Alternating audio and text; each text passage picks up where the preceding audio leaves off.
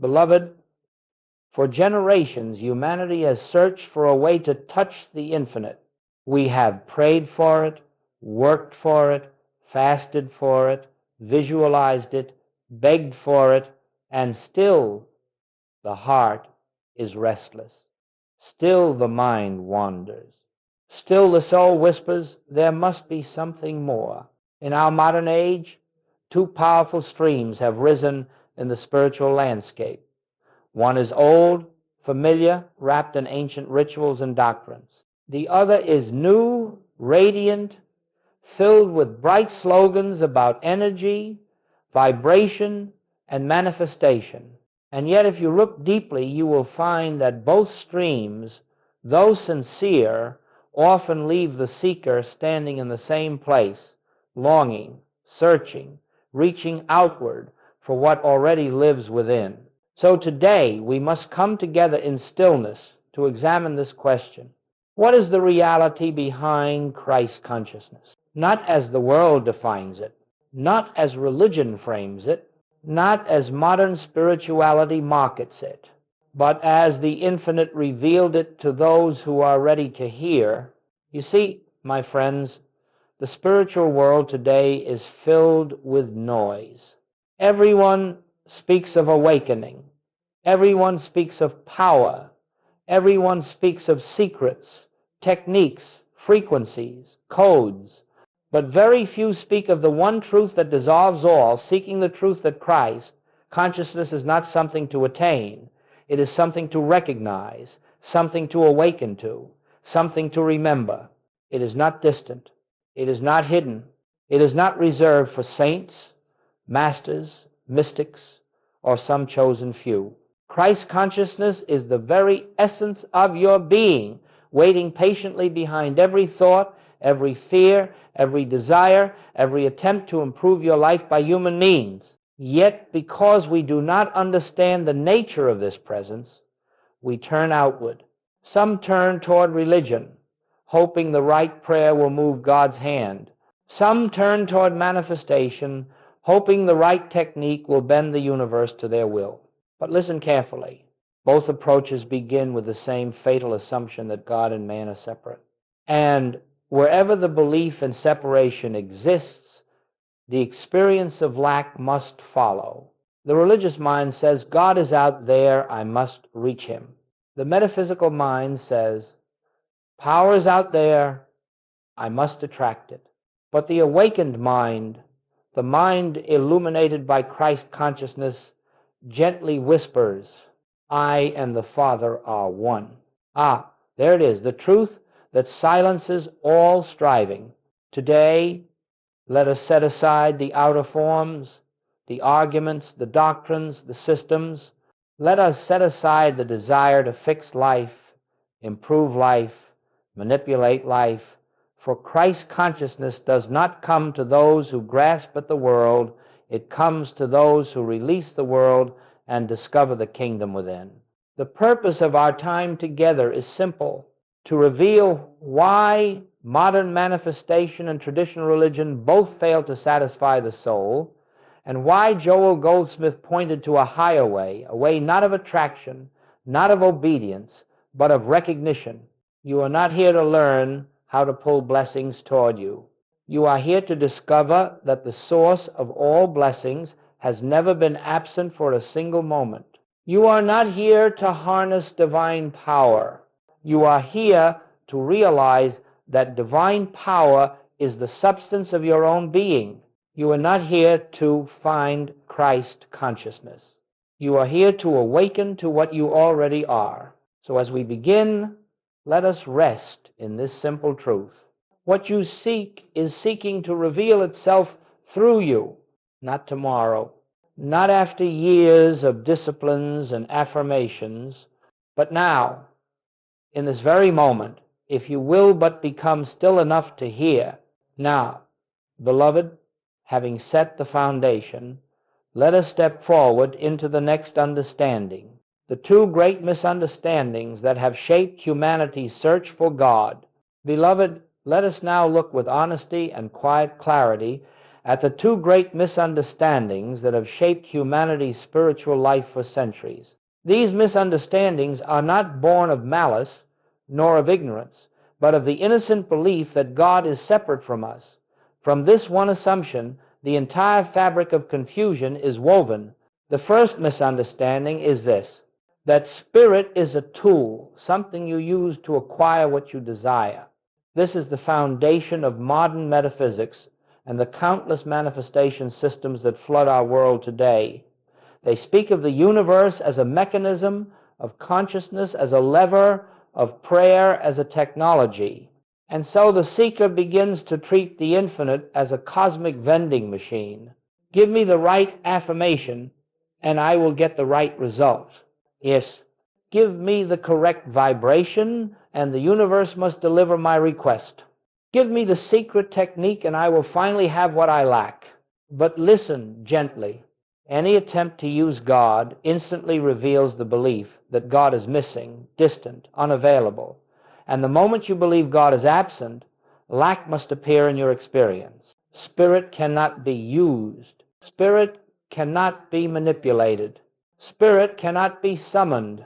Not because Spirit is withholding, but because Spirit is already all there is, fully present, fully complete, fully expressing itself as your very being. One does not summon what is already here. One does not attract what is already one with oneself. One only recognizes. The second misunderstanding is its mirror opposite.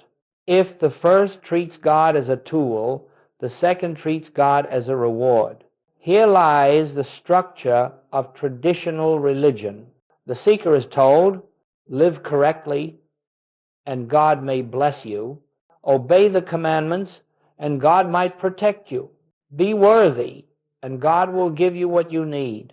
And so God becomes a distant ruler, a cosmic judge, a being who must be convinced, pleased, appeased.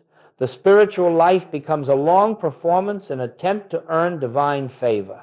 Yet even the devout, even the sincere, feel the weight of this burden, for no matter how much they pray or serve or sacrifice, the sense of separation remains. God stays out there, and the heart stays here, longing for union it cannot reach. But hear this truth with the ears of the Spirit. God does not reward you for goodness. God expresses as your goodness. God does not give you peace. God is the peace within you. God does not send you supply. God is the source living as your very being. What need is there to earn what you already are? Both misunderstandings, though opposite in form, share a single root. Both say, I am here, and God is somewhere else. The metaphysician says God is a force to attract. The religionist says God is a power to obey. But the awakened soul, the soul touched by Christ consciousness, knows God is the life I am living, God is the mind I am thinking, God is the substance I am being. There is no separation to bridge, no distance to overcome, no technique to employ, and no reward to earn. And here lies the heart of our journey. Until this fundamental error is seen, the seeker will remain trapped either in the restless chase for manifestation or in the weary struggle for divine approval. But when the truth of oneness is recognized, even faintly, all seeking begins to dissolve like mist before the sun. The soul rests, the mind becomes still, and the presence within announces itself as the only reality. Let us now continue to the next and deeper revelation, what Christ consciousness truly is and why it ends all separation once understood.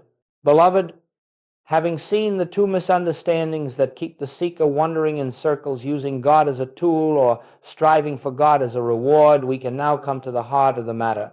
For unless we know what Christ consciousness is, we cannot understand why both religion and manifestation fall short of the soul's deepest longing. Christ consciousness is not a higher self you must climb up to meet. It is not a new vibration you must learn to hold. It is not a mystical dimension somewhere above this world. It is not a special power given to holy men or advanced practitioners. Christ consciousness is the simple, direct, present knowing that God and you are not two. It is the end of the belief in separation. This is all, and this is everything. It is the awareness, quiet, unforced, and unmistakable, that the very life living you is the infinite life itself. It is the recognition that the intelligence which beats your heart, moves your breath, forms your thoughts, and sustains your existence is the same intelligence that formed the worlds. Not similar to it, not inspired by it. One with it. When Jesus said, "I and the Father are one," he was not describing a privilege. He was revealing a principle that applies to every soul, in every age, in every place. The truth he spoke was not about himself alone. It was about the nature of consciousness itself. Christ consciousness is the moment you realize that the kingdom of God is not a distant realm, a future reward, or a mystical location. It is the awareness of the divine presence already functioning as your very being. This recognition changes everything, not by adding something new to you, but by removing the illusion of separation. It is not emotional. It is not dramatic. Often, it is quiet, so quiet you may think nothing happened. It comes not with fireworks, but with stillness. Not with sensation, but with understanding. Not with excitement, but with peace. You begin to sense, perhaps for the first time, that God is not out there sending good to you. God is the good, the supply, the harmony, the peace that is already present within consciousness. You discover that you do not live your life alone. You discover that the guidance you sought, the answers you begged for, the support you prayed to receive, all of it was already within you, hidden only by the belief that you were a separate being struggling your way through a difficult world. Christ consciousness dissolves this dream. You do not become divine. You recognize that divinity has always been the truth of your being. You do not ascend into a higher state. You awaken from the lower one. You do not unite with God. You realize you were never separated in the first place. This realization does not come through effort. It does not come through deserving. It does not come through practice. It comes through recognition of what is already so. And here is the miracle. When the sense of separation dissolves within you, the world begins to reflect that inner unity. Harmony appears where conflict once lived. Healing unfolds where fear once ruled. Supply flows where lack once gripped the mind. Relationships soften, burdens lift, and life begins to move with a grace that cannot be explained by human reasoning. Why? Because the outer is always the shadow of the inner. And when the inner knows its oneness with the infinite, the outer reorganizes to match the truth now realized. So let us step gently, reverently, into the next part of our journey, examining why the popular New Age manifestation teachings fail to bring lasting peace and why they keep the soul trapped in the illusion of separation. Beloved, now that we have seen the nature of Christ consciousness as the end of separation, let us gently turn our attention to the path so many sincere seekers travel today, the path of manifestation. Let us approach this not with judgment, not with criticism, but with compassion. For all who walk this way are simply reaching for the freedom they have not yet recognized within themselves. There is nothing wrong with wanting a better life. There is nothing wrong with seeking health, supply, harmony, companionship. These desires are natural to the human sense of life. But trouble arises the moment you believe you must shape the universe to fulfill these needs. For the attempt to manifest is built on one subtle assumption. What I need is outside of me, and I must draw it toward me. Here is the fatal flaw. Here is the quiet belief that keeps the soul wandering. the belief that good is separate from your being, the belief that abundance, health, peace, and harmony exist out there, waiting for the right thought to attract them. But let us look deeper. When one visualizes wealth, one is affirming poverty. When one insists on healing, one is agreeing with sickness. When one demands success, one is confirming its absence. When one attempts to attract love, one is silently declaring unworthiness. All manifestation techniques begin with lack. They begin with a problem. They begin with the belief that something is missing and it must be added to you. This, dear one, is what Joel Goldsmith calls seeking second. All manifestation techniques begin with lack. They begin with a problem. They begin with the belief that something is missing and it must be added to you. Beloved, now that we have seen the nature of Christ consciousness as the end of separation, let us gently turn our attention to the path so many sincere seekers travel today, the path of manifestation. Let us approach this not with judgment, not with criticism, but with compassion. For all who walk this way are simply reaching for the freedom they have not yet recognized within themselves. The outer world is not the cause. It is the effect, but you can see how sincere seekers become trapped. When a technique seems to work, excitement grows. When it fails, anxiety increases.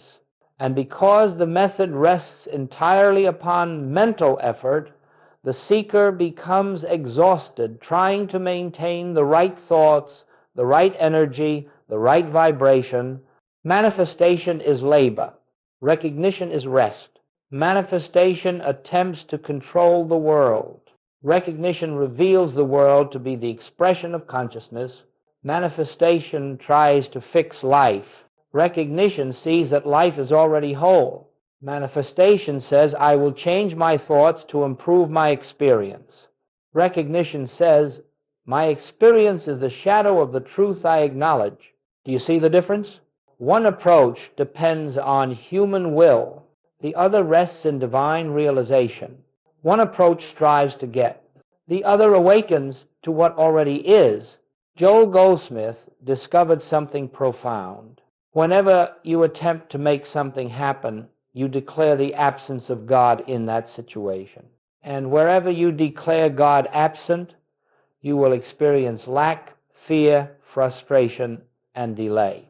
Not because God punishes you, not because the universe rejects you, but because you are unknowingly denying the truth of your own being.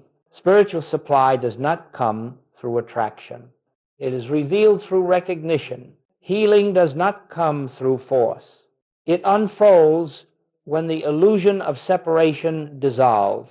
Harmony does not come through mental manipulation. It appears when the mind rests in presence.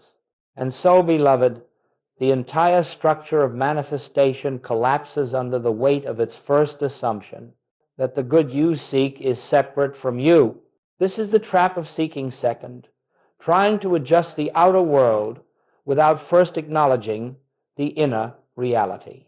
Only one thing is required. Turn to the kingdom within. Recognize the presence. Rest in the truth of oneness. Then watch as the outer world quietly arranges itself according to the inner knowing. To understand this fully, we must now examine the other side of the coin. Why traditional religious striving also fails to satisfy the soul, for it too is built upon the belief in separation. Beloved, having seen why modern manifestation fails the soul, let us look now at the other path.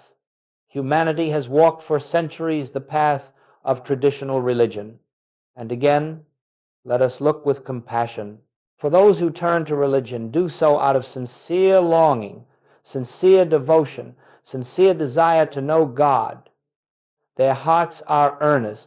Their intentions are pure. But sincerity alone cannot dissolve an illusion. Devotion alone cannot heal a fundamental misunderstanding. And tradition, no matter how ancient or revered, cannot make separation true.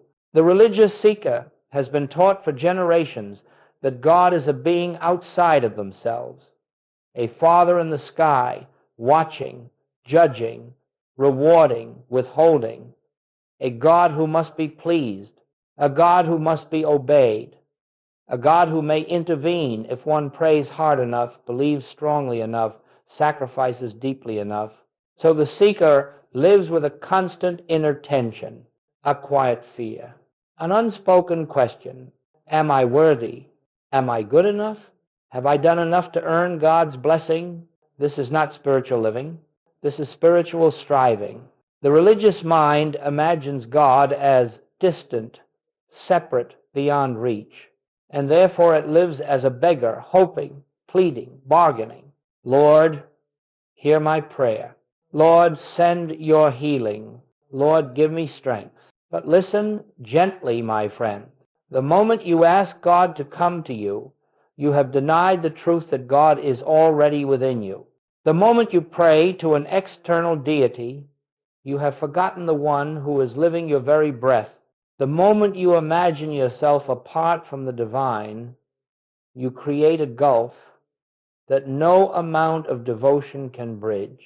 For devotion, no matter how sincere, cannot unite what is already one. It can only delay the recognition. Traditional religion places the seeker under a burden, the burden of spiritual performance, the burden of trying to earn what already belongs to them, the burden of praying to a God who has never been absent. It is a heavy load.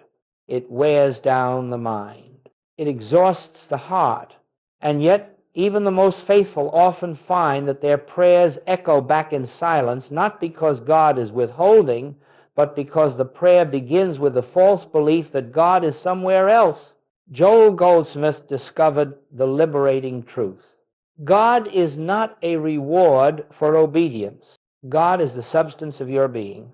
Traditional religion places the seeker under a burden, the burden of spiritual performance, the burden of trying to earn what already belongs to them, the burden of praying to a God who has never been absent.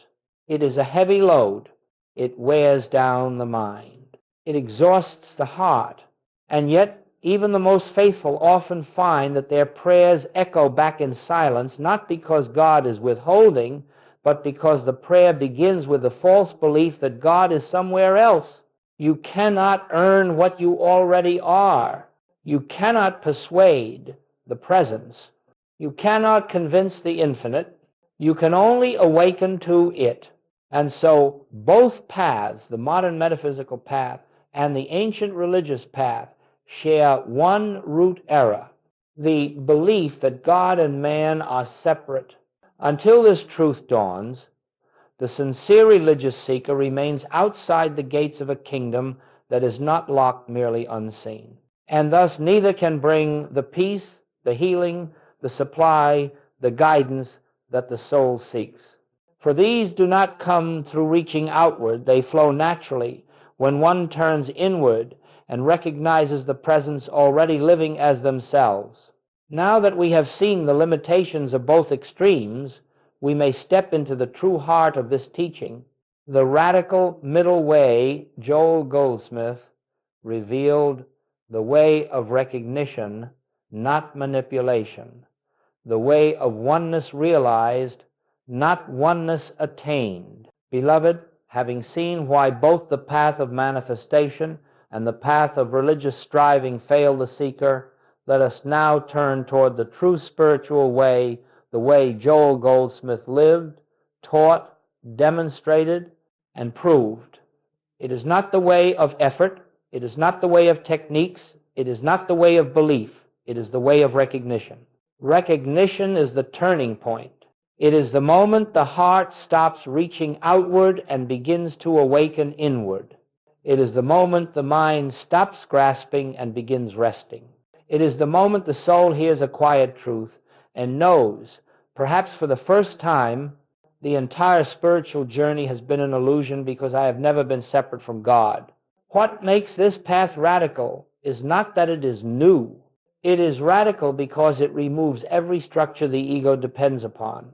The structure of control, the structure of effort, the structure of achieving, the structure of deserving, all of that dissolves in the light of recognition. For recognition does not say, God will bless me if I do this or believe that. Recognition does not say, I will manifest my good when I learn the right formula. Recognition says simply, God already is. And because God is, all that concerns my life is already fulfilled within the One. This is not a philosophy. This is a state of consciousness. This is the inner doorway to Christ, awareness. Joel never taught people how to manipulate the world. He taught them how to see that the world has no power in and of itself.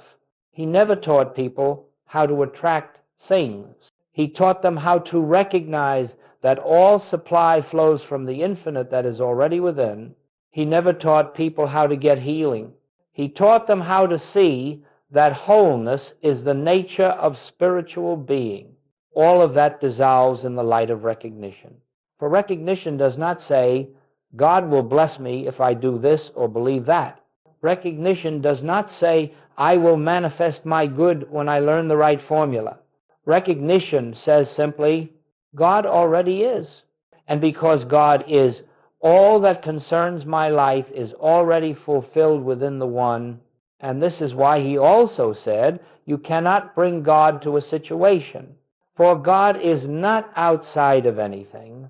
God is the reality of everything. Yes, beloved, this is a radical idea. It strips away the comfort of human control and replaces it with something far more powerful, divine assurance. In the way of recognition, you do not declare truth to make it true.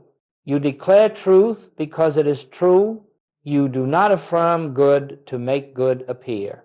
You acknowledge good because good is the nature of God, and God is the nature of you.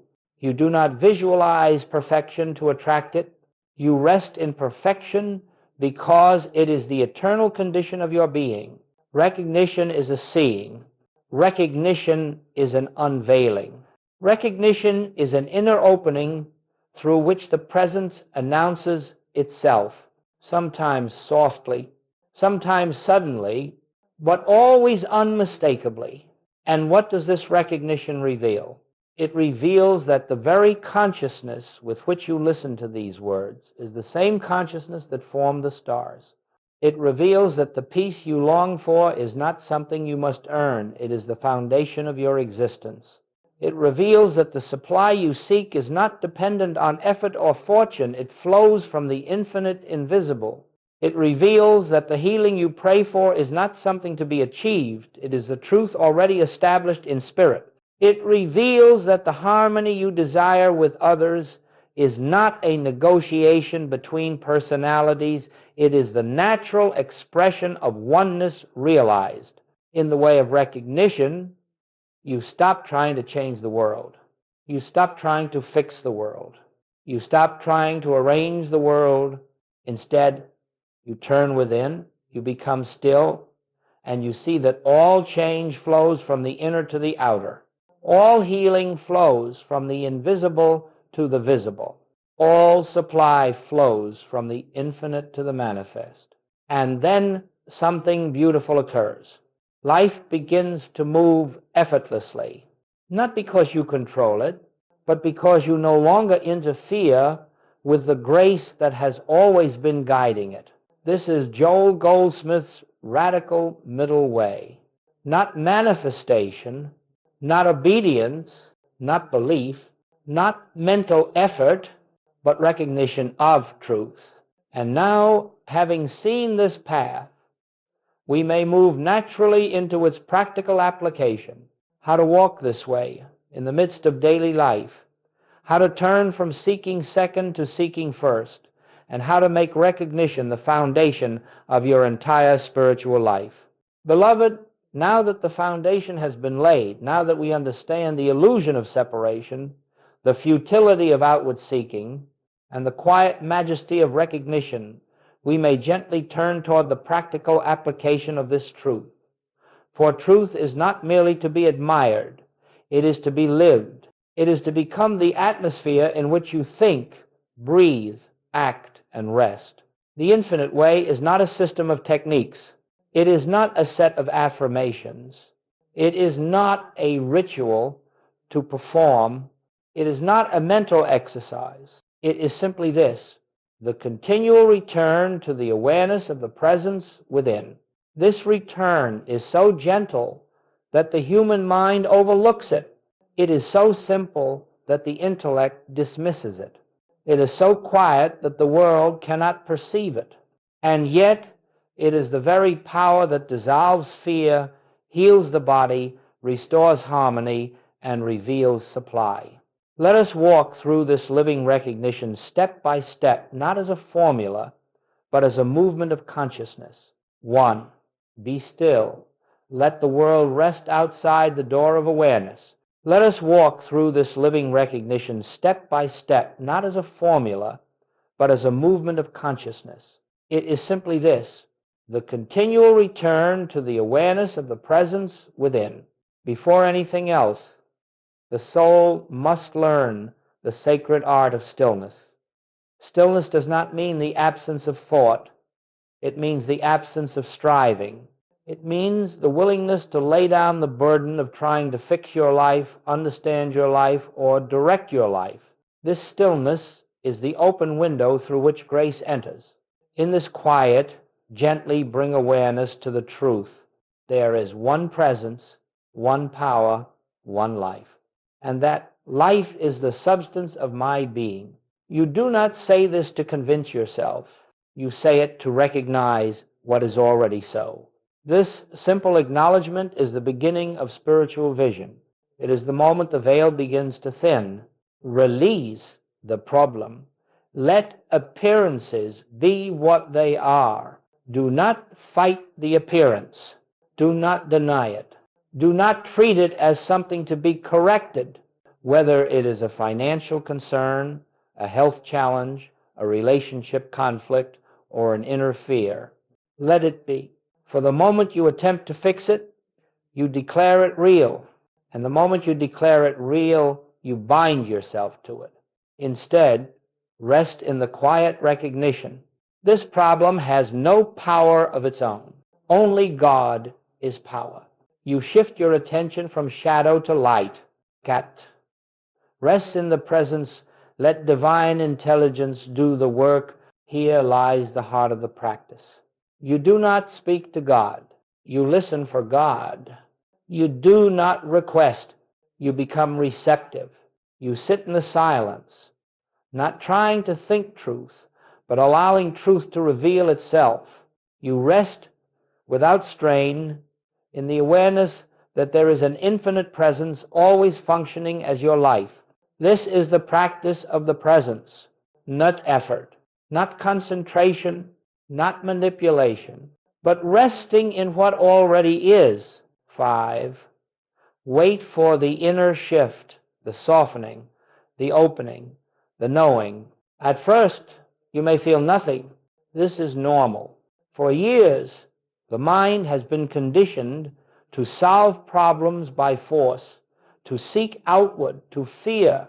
But if you persist, gently, repeatedly, faithfully, something will happen, perhaps subtle at first, perhaps unmistakable later. A softening, a peace that has no cause, a quiet joy, a sense of assurance that does not depend on circumstances. This inner shift is the evidence of recognition. It is the activity of the Christ within your consciousness. It is the presence announcing itself. 6. Let action flow from stillness, not from fear. When the stillness has touched you, when that inner peace has dawned even faintly, you may return to the world of activity, not as one seeking solutions, but as one guided. Often you will know exactly what to do. Sometimes you will do nothing. Sometimes the situation resolves itself without any action from you. Grace works without your interference. Grace is the divine activity already present in consciousness. You are not creating harmony. You are witnessing it. 7.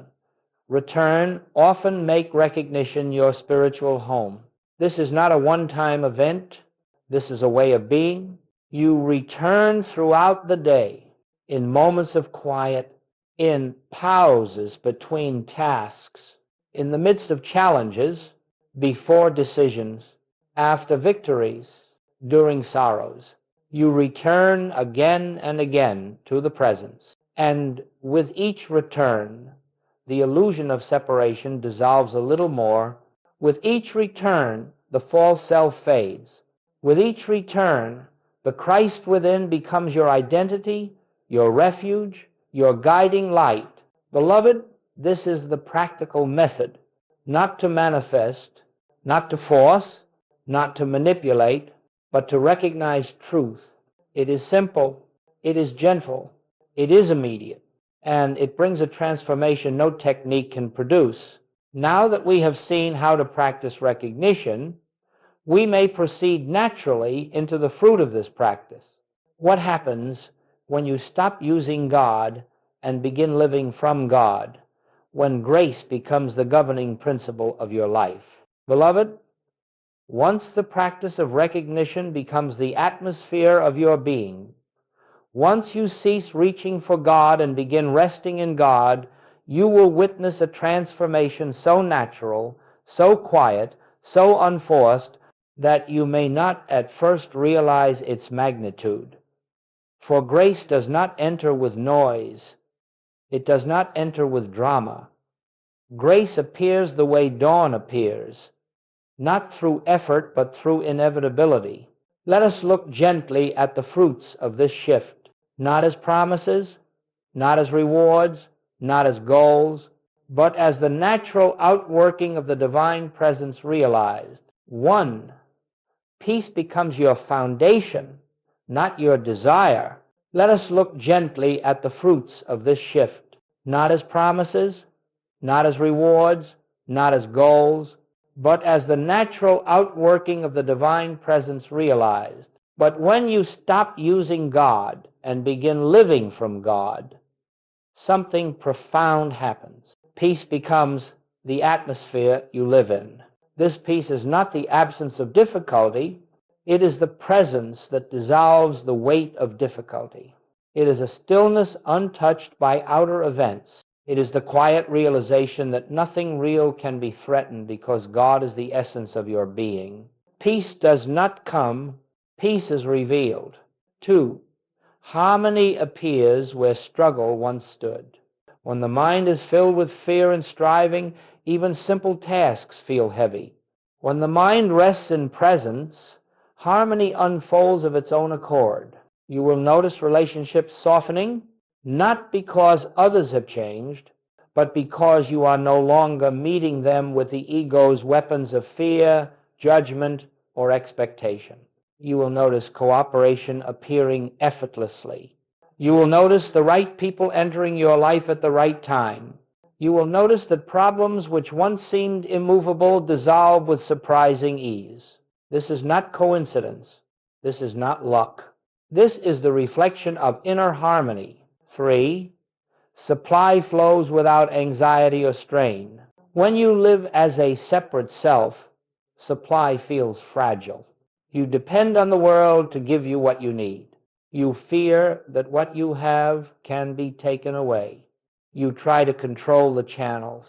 But when you recognize God as the substance of your being, supply reveals itself as an infinite, ever-present, ever-unfolding expression of the One. You stop depending on persons or circumstances. You no longer pursue opportunities, they come. You no longer cling to channels, they open. You no longer fear loss, for you know that what God is cannot diminish. Joel Goldsmith often said, supply is not something God sends. Supply is the activity of God revealing itself. But when you recognize God as the substance of your being, supply reveals itself as an infinite, ever-present, ever unfolding expression of the One. 4. Healing occurs as the recognition of wholeness. In the old way, one seeks to remove illness. In the new way, one recognizes the impossibility of a sick spirit. Healing becomes the byproduct of realization, not the goal of prayer. The moment you stop fighting the body and begin recognizing the perfection of the one life living as you, the tension that sustains the condition dissolves. The fear that feeds the condition weakens. The belief in two powers, good and evil, fades, and healing unfolds naturally, gently, securely, not always dramatically, not always instantly, but always truly. 5. Guidance becomes inner knowing, not outer seeking. When you cease using God as a consultant and begin letting God live your life, guidance shifts from mental decision-making to inner recognition. You feel a nudge, a knowing, a quiet impulse. You sense when to act and when to be still. You sense when to speak and when to remain silent. You sense when to move forward and when to wait. This inner knowing is not the mind's logic. It is the activity of the Christ within, the infinite intelligence expressing itself without noise. As Joel said, God is living its life as you. Listen, and you will discover the way prepared before you. This inner knowing is not the mind's logic. It is the activity of the Christ within, the infinite intelligence expressing itself without noise. 6.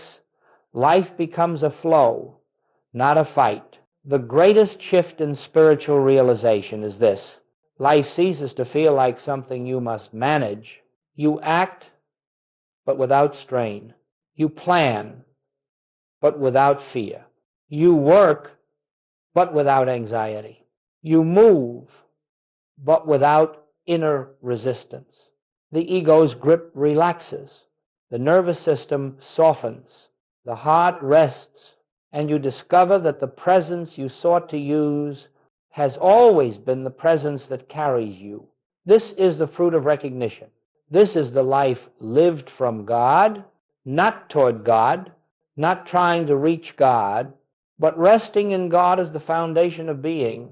Beloved, once this shift begins, once you stop calling on God and begin recognizing God, every corner of your life becomes illuminated with grace. And now, having seen the results of this transformation, we may move toward the natural conclusion of our journey, the closing realization that living from God is the essence of Christ, consciousness itself. Beloved, as we bring this journey to a close, let us return to the very place where all true journeys begin, not in the world, not in the mind, not in the seeking, but in the quiet chamber of the heart where the infinite resides. For everything we have spoken, everything we have contemplated, everything that has stirred within you in these past moments has been pointing to one truth. You have never been separate from God, not for a second, not by a thought, not by a mistake, not by a fear, not by a lifetime. The presence you have sought is the presence that has been living you. And so, as this message comes to its conclusion, your spiritual journey does not conclude. It begins right here, in this breath, in this moment, in this awareness. Let us gather the essence of what we have discovered. 1. Seeking first is not a command, it is a recognition. It is the simple turning of attention from the outer illusion to the inner reality. It is the willingness to let God be God in your consciousness. You do not seek first to become spiritual. You seek first because you are spiritual. You are awakening to your own nature. 2. The presence within is the only source, power, and life. You need not convince it. You need not petition it. You need not move it. You have only to recognize it. And in that recognition, everything unfolds as it must. 3. Life unfolds gracefully when you stop interfering, When the personal will relaxes, when the anxious mind softens, when the grasping ceases, the activity of the Christ becomes visible. Not because you have achieved something, but because you have ceased obscuring what has always been true. For the spiritual path is not about improvement, it is about revelation. You are not perfecting a human being. You are unveiling the infinite being that has been hidden beneath fear, conditioning, and belief. The kingdom is not reached, it is revealed. 5. The practice is beautifully simple. Be still. Acknowledge the presence. Release appearances. Rest in the silence. Let action arise from inner knowing. This silence, this recognition, this awareness is the doorway to the kingdom. As Joel often said, we are not seeking to bring God into our experience. We are seeking to recognize that God is the essence of our experience. 6. You walk forward, not toward God, but from God. Every step you take after this moment is taken as one who knows. I live, yet not I. The presence lives itself as me. This is the beginning of effortless living. This is the foundation of spiritual realization. This is the heart of the Christ consciousness. Beloved, as we part from these spoken words, let us not part from the awareness awakened within them. Let there be a moment, just a breath, where you turn inward now, quietly, gently, sincerely, and recognize the kingdom of God is here. The presence is here. The I, the life, the love, the one is here in you as you now carry this awareness with you. Return to it often. Let it become your resting place, your refuge, your identity. And as you do, everything that once felt separate will dissolve into oneness. Everything that once felt heavy will lift. Everything that once felt uncertain will become clear. This is the gift. This is the truth. This is the way. Blessings, beloved. Rest now in the presence that has never left you.